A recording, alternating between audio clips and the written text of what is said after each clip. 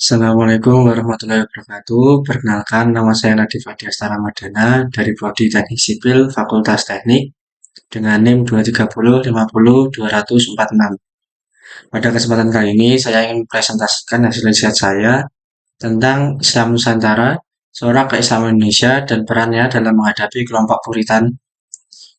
Riset ini saya ambil dari Ali Mursyid Azizi dalam jurnalnya tentang pemikiran dan kebudayaan Islam, volume 29 nomor 2 Juli 2020. Islam Nusantara memiliki makna yang berbeda. Pertama, merujuk pada Islam yang ada di bumi Nusantara, sedangkan pernyataan yang kedua merujuk pada corak atau nilai-nilai keislaman khas dari Nusantara. Jika Islam Nusantara ini dimaknai sebagai Islam yang ada di Nusantara atau Nusantara sendiri disebut sebagai wilayah, maka sebutan Islam Nusantara ini mendefinisikan berbagai ormas maupun aliran Islam yang terdapat di bumi Indonesia ini. Akan tetapi, jika Islam Nusantara dimaknai sebagai nilai-nilai yang mempunyai corak tersendiri atau ciri khas, hal ini berarti mencatat karakteristik dan watak Islam yang tumbuh di Indonesia baik dari segi ibadah, muamalah, dan mahdah. Penjelasan tentang apa itu Islam Nusantara juga dipaparkan oleh Gusmus atau biasa dikenal dengan Kiai Haji Mustafa Bisri.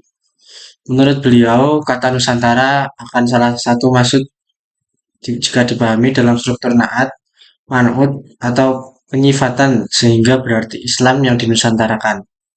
Akan tetapi benar bila diletakkan dalam struktur idafah atau penunjukan tempat yang berarti Islam di Nusantara.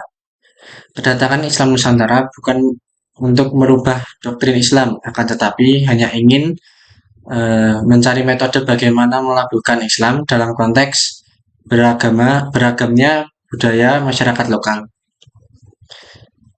Islam Nusantara ini juga tidak memadukan agama Jawa dalam Islam atau upaya sinkretisme, namun kesadaran budaya dalam melaksanakan strategi dakwah seperti yang telah dicontohkan oleh para wali songo.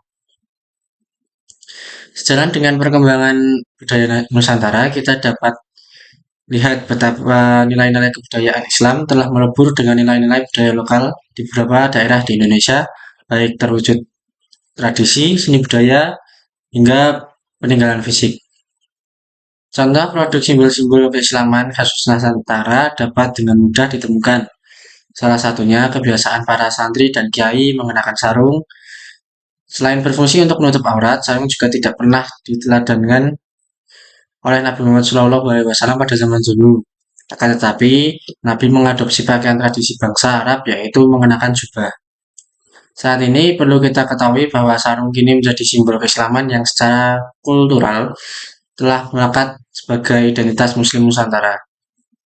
Sehingga perlu ditegaskan kembali bahwa yang dimaksud Islam Nusantara di sini adalah model pemahaman, pemikiran, serta pengamalan nilai-nilai keislaman yang dikemas dengan tradisi atau juga dengan budaya yang berkembang di wilayah Nusantara.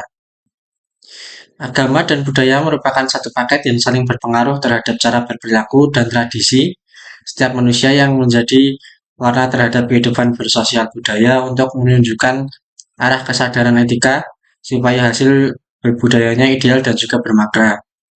Jadi kesimpulan dari saya sendiri untuk penyebaran Islam di Jawa ini sudah cukup baik karena dapat memadukan antara budaya Jawa dan juga Islam itu sendiri.